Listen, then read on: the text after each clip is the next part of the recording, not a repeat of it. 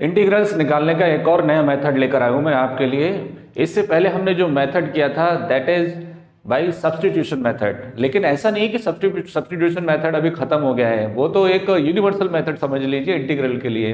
क्यों? क्योंकि वो हर मेथड के अंदर क्या होने वाला है, यूज होने वाला है। लेकिन आज मैं जो आपको मेथड कराने जा रहा हूं that is called partial fraction method. अब इंपॉर्टेंस क्या होता है कि कभी भी कोई मेथड जब आप पढ़ने जाते हैं तो उसकी रिक्वायरमेंट क्यों है, मतलब उसकी हमें ज़रूरत क्यों आई। जब आप ये चीज़ फील करने लगेंगे ना कि मुझे इसकी ज़रूरत क्यों है, तो डेफिनेटली आप अगर उसका क्वेश्चन आएगा तो वो फील से ही वो क्वेश्चन आपके माइंड में क्या हो जाएगा, सॉल्व हो जाएगा। मेरा कहने का मतलब ये है कि आपको पार्शियल फ्रैक्शन जो मेथड लगाना है वो किस टाइप के फंक्शंस पर लगाना है, तो that is very important cheese. Like सबसे पहले आपने देखा होगा कि अगर आपके पास रैशनल फंक्शंस हैं, कैसे फंक्शंस हैं? रैशनल। अब रैशनल फंक्शन कौन से होते हैं? जो पी अपॉन क्यू की फॉर्म में होते हैं, बटे की फॉर्म में होते हैं, प्रॉपर फ्रैक्शन होते हैं, इम्प्रॉपर फ्रैक्शन होते हैं। ये सभी अपने को क्या होना चाहिए, पहले से ही पता होना चाहिए, नॉलेज होना चाहिए इस चीज़ की। तो जैसे अगर आपके पास कोई रैशनल फंक्शन है P x upon Q x, कोई भी आप अलजेब्रिक फंक्शन मान लीजिए। अब इसके अंदर अगर न्यूमरेटर में वेरिएबल की पावर लेस है डिनोमिनेटर में वेरिएबल की पावर से, तब ये कौन सा फ्रैक्शन होता है? प्रॉपर फ्रैक्शन होता है। कौन सा फ्रैक्शन? Proper fraction. और अगर कहीं P x upon Q x में पी एक्स फंक्शन के वेरिएबल की पावर अगर ग्रेटर है या इक्वल टू है किसके? डिनोमिनेटर में वेरिएबल की पावर से, तब ये प्रॉपर नहीं होगा, तब ये कैसा होगा? इम्प्रॉपर होगा। कैसा फ्रैक्शन होगा? Improper fraction. अब अगर आपके पास प्रॉपर फ्रैक्शन है तब बहुत आसानी से आप उसका क्या कर सकते हैं? पार्शियल फ्रैक्शन कर सकते हैं, जो अभी मैं आपको बताने वाला हूं। लेकिन अगर इम्प्रॉपर फ्रैक्शन होगा तो आप क्या करेंगे? पहले उसको आप कन्वर्ट करेंगे किसके अंदर? प्रॉपर फ्रैक्शन में। क्लियर? तो इसको कन्वर्ट करने के लिए आप क्या करेंगे? क्यू एक्स से डिवाइड करेंगे किसको? पी एक्स को। और मान लो यहां पर कोशेंट आता है जी एक्स, तब इसको आप यूक्लिड डिवीजन लेमा से इसको क्या कर लेंगे? स्प्लिट कर लेंगे। तो किसके बराबर आएगा? Quotient G x plus remainder कुछ भी मान लो कितना? R x. तो ये क्या हो जाएगा? R x upon Q x. बराबर। इस तरह से आप इसको क्या कर सकते हैं? ब्रेकअप कर सकते हैं, तोड़ सकते हैं। क्लियर? तो इंपॉर्टेंट चीज ये है यहाँ पर कि सबसे पहले आपको जो पार्शियल फ्रैक्शन पढ़ना है वो किसका पढ़ना है?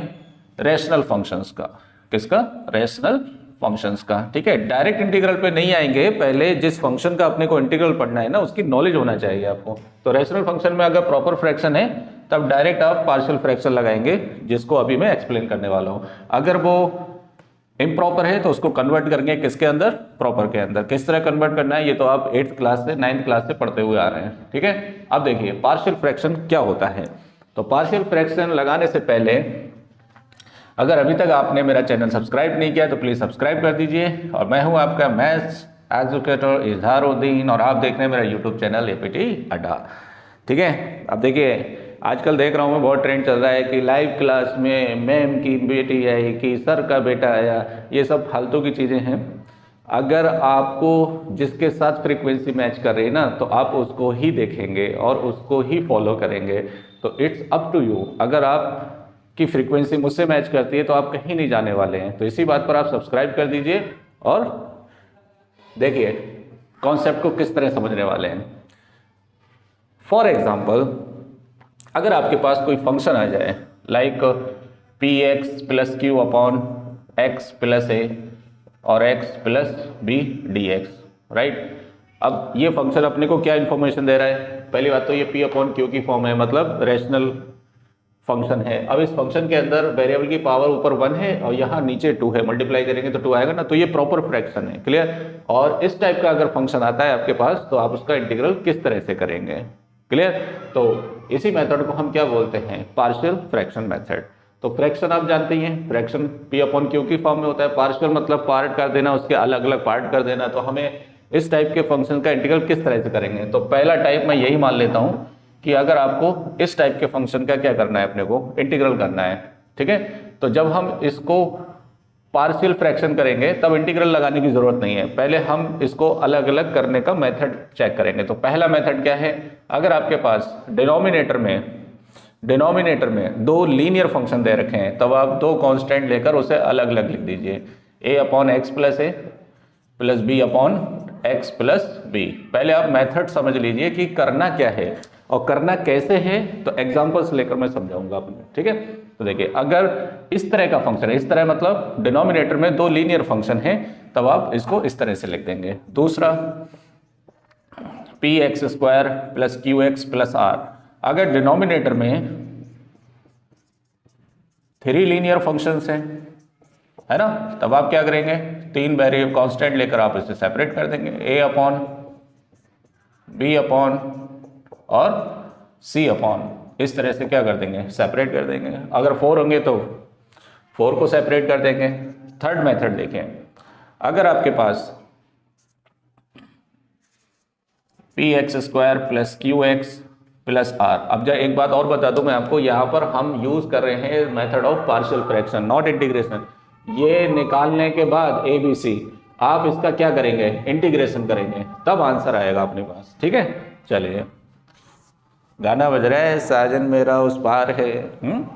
साजन आजकल उस पार ही रह रहे हैं आजकल, क्यों, क्योंकि सभी चालाक है आजकल, सब समझते हैं क्या अच्छा है क्या बुरा है, तो साजन वाजन की जरूरत नहीं है, अपने करियर पर ध्यान दीजिए, ठीक है। चलिए, मज़ा आता है वीडियो बनाते टाइम, बाहर गली में आते हैं सभी लोग अपना नया नया सॉन्ग लेकर, बेचारे क्या करें।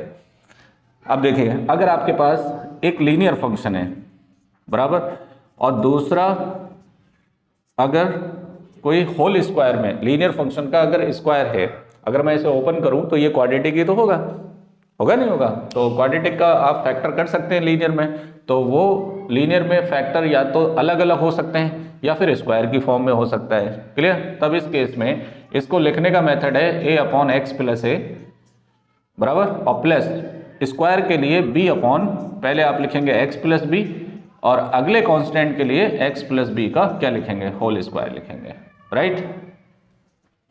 समझ लीजिए, अगर यहाँ पर क्वाड्रेटिक फंक्शन है और जिसके फैक्टर हो सकते हैं, तो फैक्टर होने के दो मेथड हैं, या तो वो होल स्क्वायर बनेगा, मतलब सेम टाइप का ही होगा, एक्स प्लस बी, या अलग अलग हो सकते हैं, एक्स प्लस सी हो सकते हैं, अलग अलग होंगे तो ये मेथड लग जाएगा। अगर स्क्वायर है तब आप इस तरह से लिखेंगे इसको, b upon x plus b और c upon x plus b का होल स्क्वायर। फोर्थ मेथड, अगर आपके पास कोई रैशनल फंक्शन है in the form of like x plus a और a x square plus b x plus c, right. अब क्या होगा, अब यहां पर ये जो क्वाड्रेटिक फंक्शन है, इसको जब आप फैक्टराइज करेंगे तो या तो ये आएगा या ये आएगा, वो मेथड मैं ऑलरेडी करा चुका हूं। अगर इसके फैक्टर नहीं होते हैं, फॉर एग्जांपल आप बोलोगे कैसे, जैसे for example x square plus 4 है, आप इसके रियल फैक्टर्स नहीं कर सकते, क्योंकि इंटीग्रल हम हमेशा रियल नंबर्स का ही करते हैं, इमेजिनरी नंबर्स का नहीं करते इंटीग्रल, ठीक है। तो यहाँ पर इस तरह का अगर फंक्शन आ जाए जिसके फैक्टर आप नहीं कर सकते, तब उस केस में हम कैसे लिखेंगे, a upon x plus a, और फिर इसको दो कांस्टेंट के साथ लिखेंगे, b x plus c upon a x square plus b x plus c, right. तो these are the different methods of rational functions, जिनको हम कन्वर्ट कर सकते हैं एक स्टैंडर्ड फॉर्मूलाज में इंटीग्रल के, उस मेथड को हम क्या बोलते हैं, पार्शियल फ्रैक्शन। मतलब अगर आप इनका इंटीग्रल निकालेंगे तो बहुत आसानी से आप इनका क्या कर सकते हैं, इंटीग्रल निकाल सकते हैं। ये 1 upon x, 1 upon x, 1 upon x square, 1 upon x, 1 upon x, 1 upon x की तो इंटीग्रल हो रहा है ना, 1 अपॉन एक्स का इंटीग्रल क्या होता है, लॉग एक्स, हो गया ना कन्वर्ट, देखो कितनी आसानी से, है ना। अब बोलोगे सर एक्स प्लस ए, हाँ तो बात वही है, एक्स प्लस ए को आप टी मानेंगे तो 1 अपॉन टी तो होगा, डी एक्स की जगह डी टी हो जाएगा, ठीक है। जब वो क्वेश्चन आएगा तब और अच्छे से समझ में आएगा आप लोगों को, ठीक है। अब यहाँ पर एक बात बहुत इंपॉर्टेंट है नोट करने की, जैसे मैं आपको एक क्वेश्चन देता हूँ, साजन मेरा, देखिए x square upon x square plus 2 x square plus 4, इसका इंटीग्रल करना है अपने को, राइट। तो इंटीग्रल करने से पहले इसके पार्शियल फ्रैक्शन चेक करते हैं। बताइए ये किस टाइप का लग रहा है अपने को, आप बोलोगे सर कुछ कुछ ऐसा लग रहा है, कुछ कुछ ऐसा लग रहा है, ठीक है। बच्चे क्या करते हैं, जब नॉलेज नहीं होती है तो अपना दिमाग लगाते हैं। कैसे?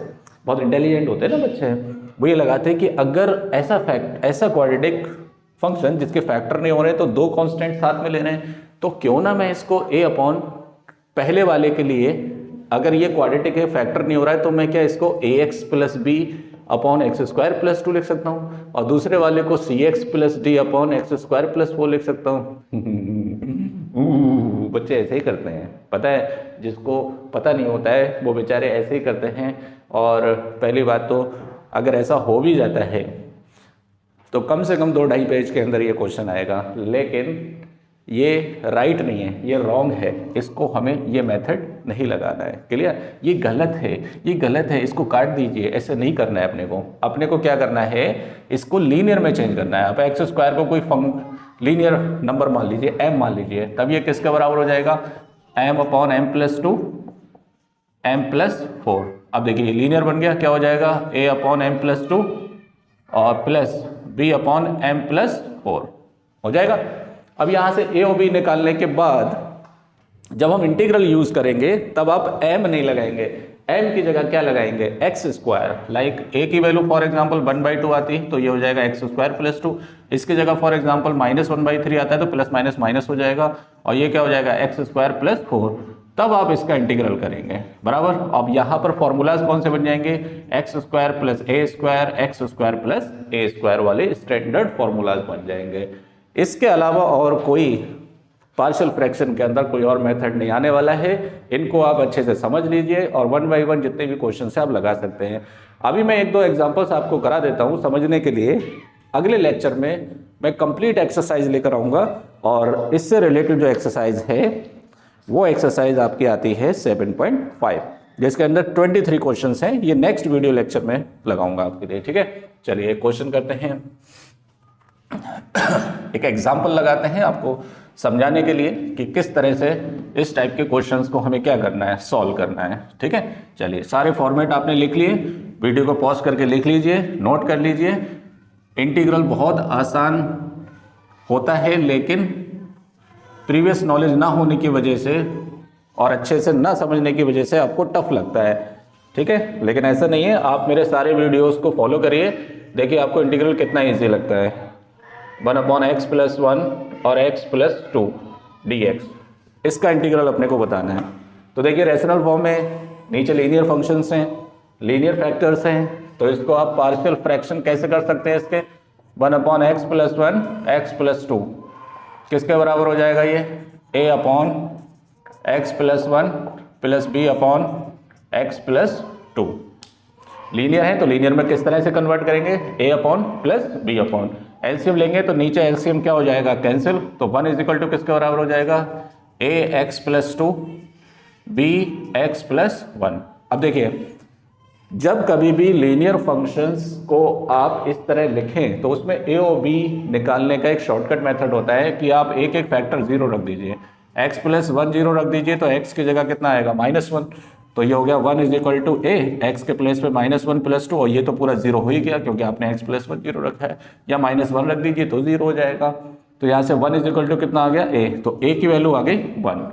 b निकालने के लिए आप x + 2 को 0 रख दीजिए, तो x की वैल्यू कितनी हो गई, -2, तो 1 = ये तो पूरा 0 हो ही गया क्योंकि आपने ये पूरा फैक्टर 0 लिया है। और यहाँ कितना हो जाएगा, b -2 + 1, तो यहाँ से b की वैल्यू किसके बराबर आ गई, -1 के बराबर।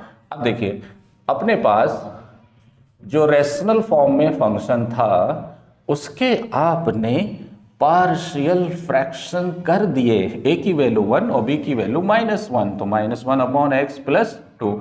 अब अपने को इसका क्या करना है, इंटीग्रल निकालना है। तो पार्शियल फ्रैक्शन क्या होता है, समझ में आया, वाह वाह वाह वाह वाह। पार्शियल फ्रैक्शन होता है एक मेथड जो क्वेश्चन को बहुत ही आसान बना देता है। और कैसे आसान बना देता है, स्टैंडर्ड फॉर्मेट के फॉर्मूलाज में कन्वर्ट कर देता है। तो देखिए ये 1/x मानो चाहे 1/x + 1, बात सेम है। तो इसका इंटीग्रल क्या होगा, 1/x + 1 और इसका 1/x + 2, है ना, +c।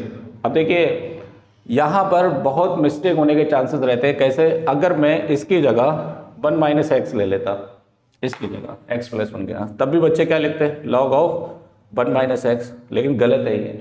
क्यों? क्योंकि x के कोफिशिएंट से डिवाइड भी करते हैं हम, यहाँ x का कोफिशिएंट 1 है तो इसलिए लिखते नहीं, यहाँ -1 है तो -1 से आप क्या करेंगे, डिवाइड करेंगे, तो इसका आंसर क्या आएगा, माइनस लॉग 1 माइनस एक्स। इस बात का आप थोड़ा ध्यान रखिए, क्योंकि इस तरह की कंडीशन में बच्चे गलत करके आते हैं और फिर बोलते हैं कि सर हमने तो राइट किया था। अब ये हो गया log m minus log n, तो log m upon n, right, और प्लस c, ये आंसर हो गया। देखिए हमारी यहाँ से लर्निंग क्या है, आज के लेक्चर से, आज के मेथड से हमें सीखने को क्या मिला कि जब भी p अपॉन q की फॉर्म में फंक्शन हो तब आप सीधा उसका पार्शियल फ्रैक्शन कर दीजिए, मतलब सेपरेट कर दीजिए। सेपरेट करने के मैंने अलग अलग आपको फॉर्मेट बता रखे हैं। चलिए एक क्वेश्चन और लगाते हैं, थोड़ा अलग। ये तो लीनियर का तो इजी है, लीनियर वाले में तो आप आसानी से क्या कर सकते हो, सॉल्व कर सकते हो। अब थोड़ा सा डिफरेंट लगाते हैं, डिफरेंट मीन्स दूसरे मेथड का लगाते हैं, ठीक है। चलिए और कोई क्वेश्चन देखते हैं। फॉर एग्जाम्पल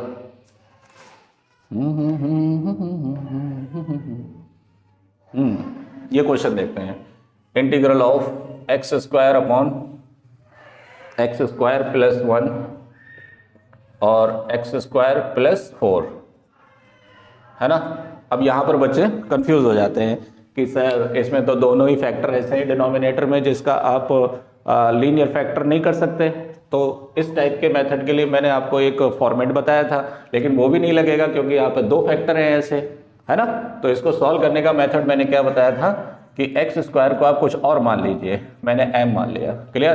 तो ये किसके बराबर हो जाएगा, m अपॉन m प्लस 1 और m plus 4, just for partial fraction, integral के लिए नहीं, पार्शियल फ्रैक्शन के लिए मैंने मान लिया। तो इसको आप क्या लिख सकते हैं, a upon m plus 1 b upon m plus 4।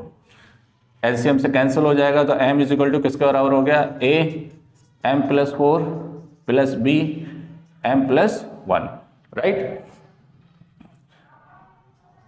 a लाना है तो b फैक्टर को 0 ले लीजिए, तो m इज इक्वल टू कितना हो गया, -1, m के प्लेस पे -1, a -1 प्लस 4, तो a इज इक्वल टू किसके बराबर हो गया, -1/3। a की वैल्यू आ गई -1/3। b लाने के लिए m प्लस 4 को 0 ले लीजिए, तो m किसके बराबर रखेंगे, -4, तो -4 इज इक्वल टू ये 0 हो गया, और प्लस b -4 प्लस 1, तो -4 is equal to -3b, minus से माइनस कैंसिल, तो b इज इक्वल टू कितना आ जाएगा, 4/3। नोट करिए इसे, a की वैल्यू और b की वैल्यू नोट करिए, b की वैल्यू 4/3 आएगी, a की वैल्यू -1/3, राइट। अब देखिए, अब यहाँ पर m अपॉन m प्लस 1 और m प्लस 4 के आपने लीनियर में जब पार्शियल फ्रैक्शन किए तो -1/3 अपॉन m प्लस 1 आया, और प्लस b के प्लेस पर 4/3 अपॉन m प्लस 4, यही तो आया ना।